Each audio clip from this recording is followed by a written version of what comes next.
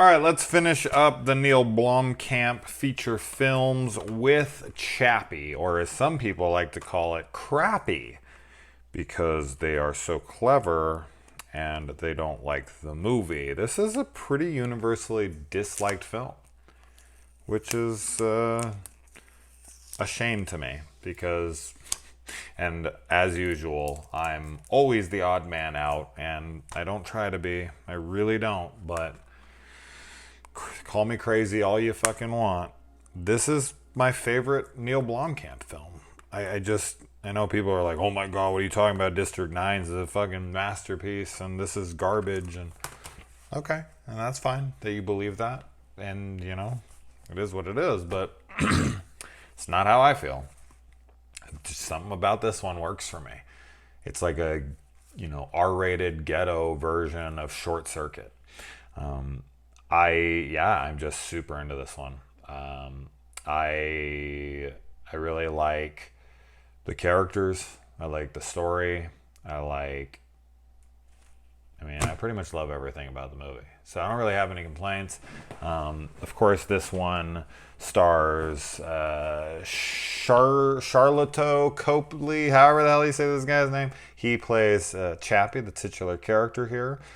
He does the voice acting for it, and of course, probably the most mocap as well. We've got Dev Patel, Sigourney Weaver, Hugh Jackman, and freaking Yolandi and Ninja from Die Antwoord, which of course was kind of way out of left field when that was announced. It was like, wait, who? The South African rappers? Like, whoa, what? And they play themselves in the movie, which is just really, really wild. They wear their own shirts, they listen to their own music, they have their own names, like really interesting, really, really interesting. And then the style of the movie is it's like you're watching a Die Antwoord music video.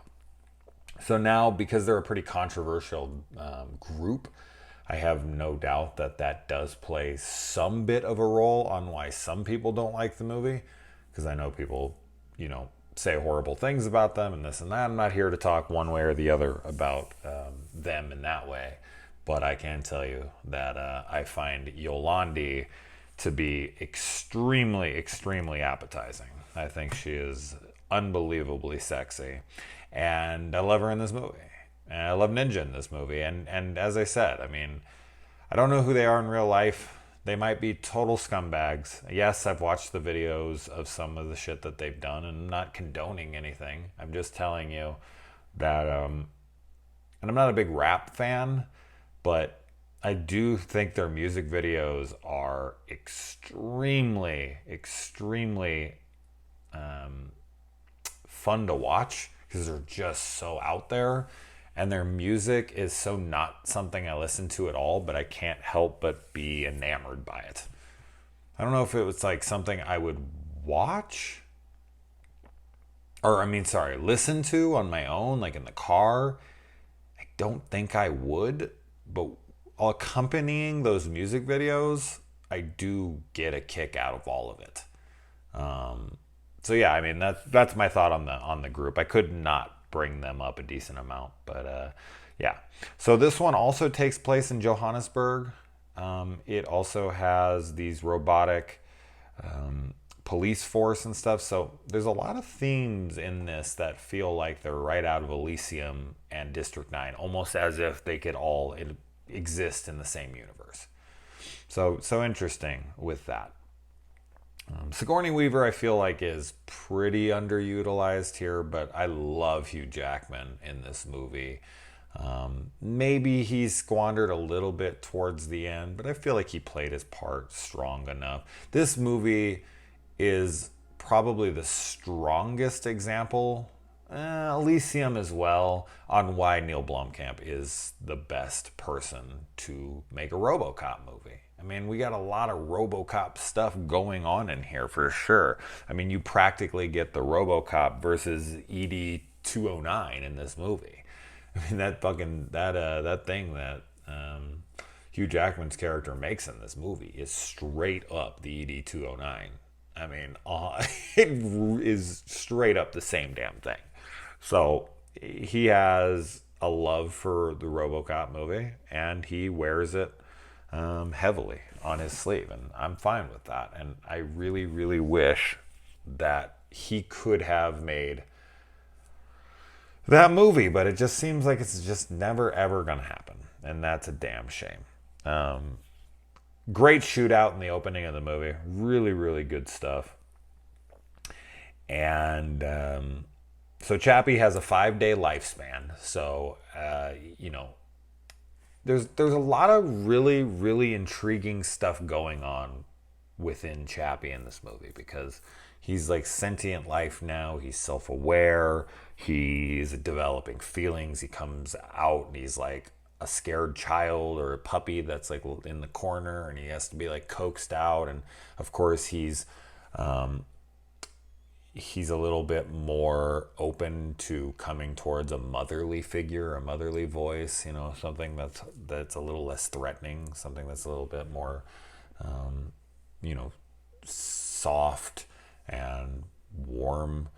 And so Yolandi and him kind of bond instantly, and he thinks of her as his mom, he thinks of Ninja as his dad, and he thinks of the scientist here, Dev's character, as his creator, so almost as God.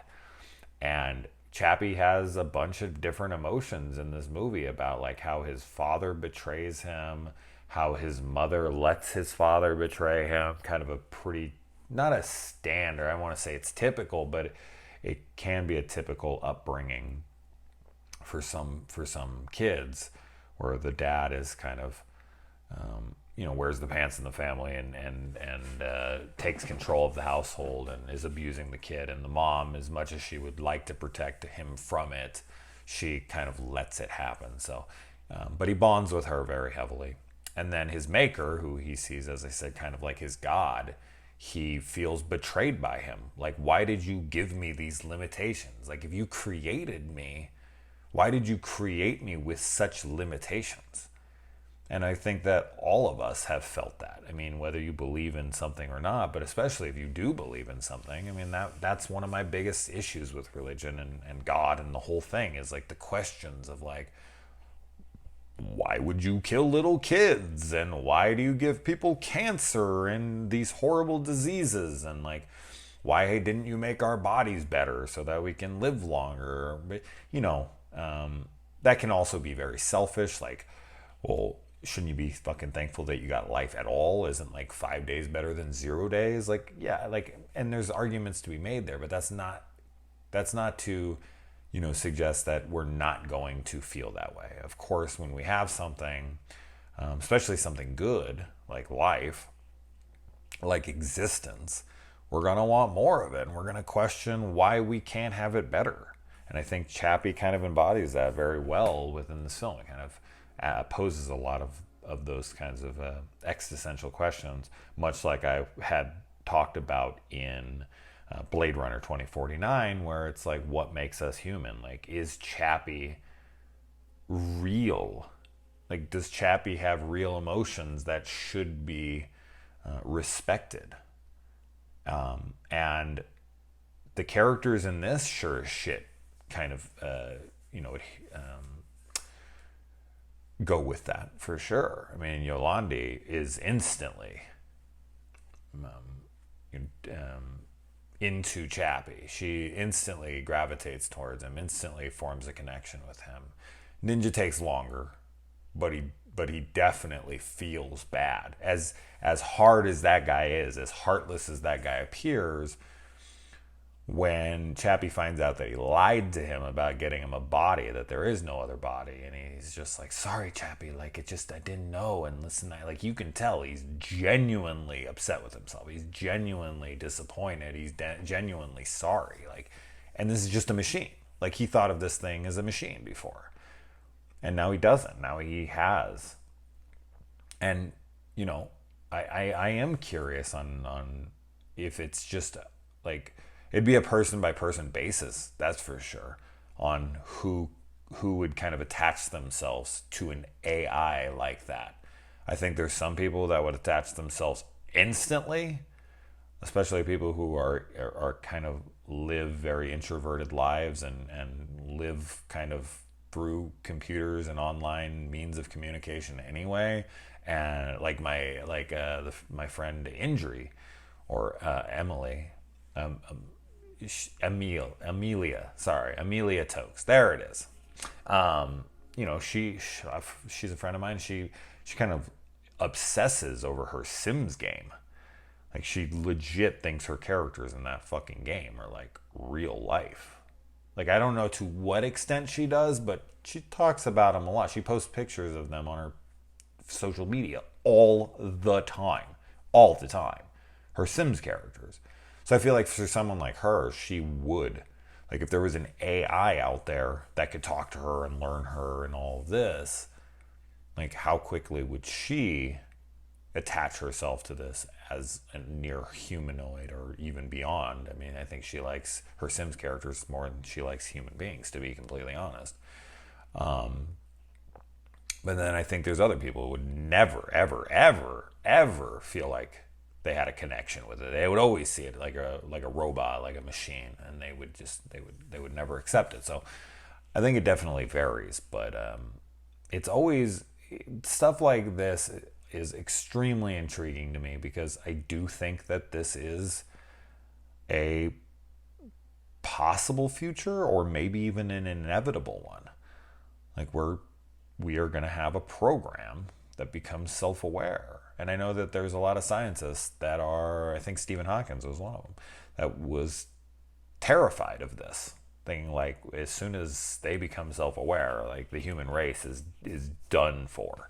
Like, they're going to see us as a threat, they're going to see us as, whatever, so on and so forth. So I'm not really sure where exactly I stand on the idea of AI, but also you have to understand that this is a literal God complex. Like, for scientists trying to create something like this, much like Neander in Blade Runner 2049, they have this desire to create life to feel like gods. And even though Dev Patel's character in this is seemingly a good guy, he's obsessive over his work because he refers to him as my creation. He very much is like, my property, my creation. I created this thing. This is mine. Like, I don't know. I feel like Yolandi cares more about him than anybody. Like, I feel like she genuinely feels like that's her kid, as to where Dev does not. Like, he very much is like, this is my property. This is my creation. You have no idea how much time I spent on this. Like, I want my property back. And even Ninja towards the end, I feel like, has more of a connection. Now, granted, they did spend more time with him, especially in his infancy, which was like a day. And Ninja betrayed the shit out of him, by leaving him out there with those thugs who, jumped him, and he came back and he was all fucked up and missing an arm. And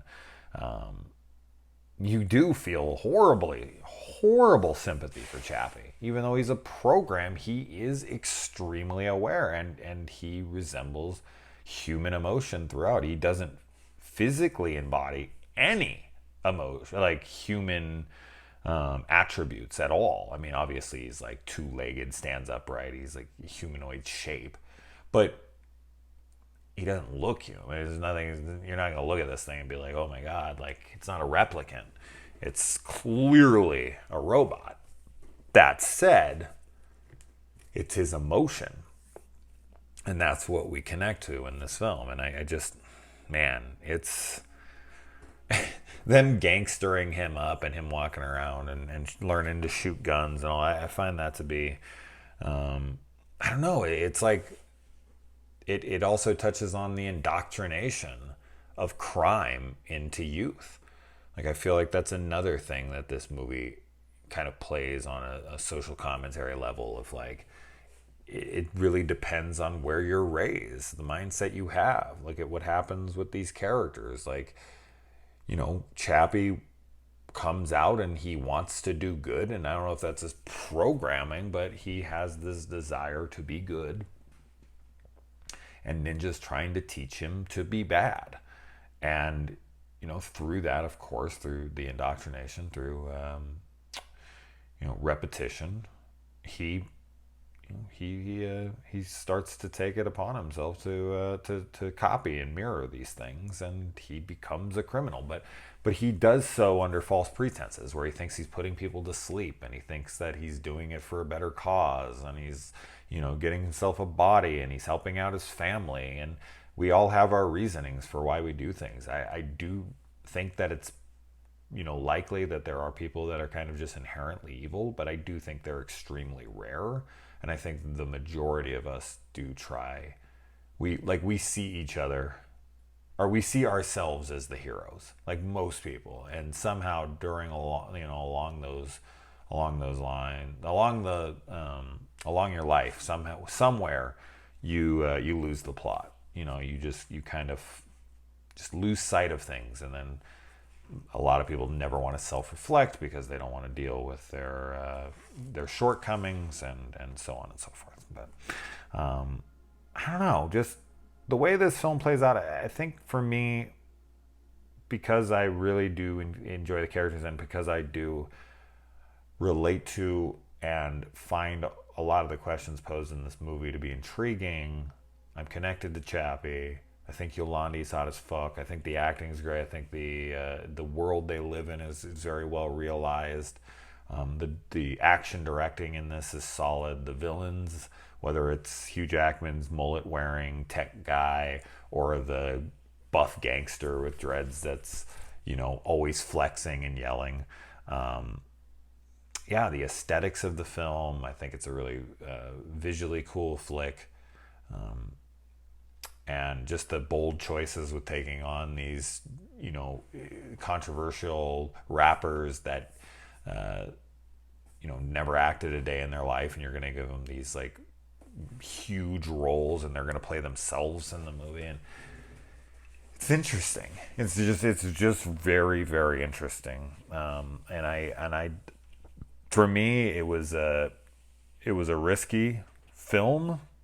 And it didn't pay off for a lot of people, but it paid off for me. And I would be lying to say that it didn't. So, and then of course him getting bullied and all that stuff. Even though he's a robot, I still was like pissed off the whole time when he was being. And then he figures out consciousness, not only in robots but in humans as well. And he can download our consciousness, which feels like a prequel to the Altered Carbon series. So I feel like this could serve as a prequel to how we get our consciousness in stacks and then can put them into clones and whatnot. But real interesting ending where Chappie and his maker and Yolandi all end up in their new mechanical bodies.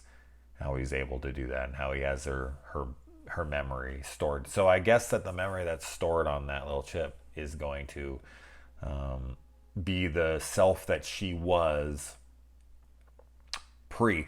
But that's just it. Like, if you can download her memory like that, could you then capture her consciousness at one age, then capture her consciousness a year later, and so on and so forth for years, and then you'd upload those consciousnesses to multiple different bodies, and then there'd be multiple versions of you at different points in your life with memories that weren't attached to others, and then that would be an interesting case study to be around a bunch of different versions of you, and like what you used to think and what you used to know.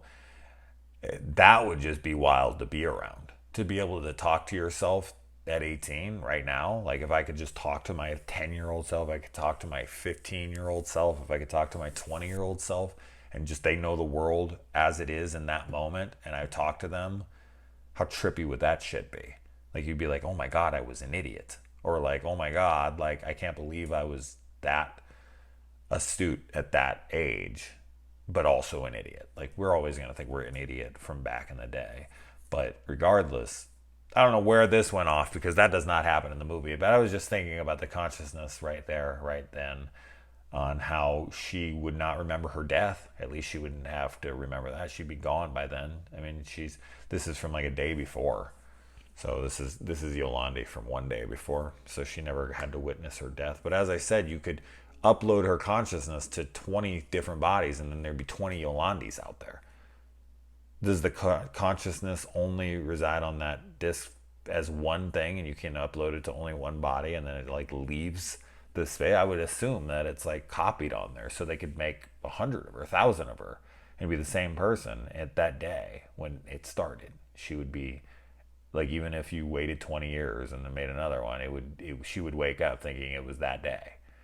Like, that's trippy shit. That's way out there. Like, that's insane. So anyways, I'm a big fan of this movie, and I know a lot of people aren't, but yeah, I dig it. So there you go, Neill Blomkamp. I hope to watch his Oats Studios shorts and kind of talk about those on here as well. But honestly, I don't know who would give a shit. But regardless, I wanted to finish that up. So adios.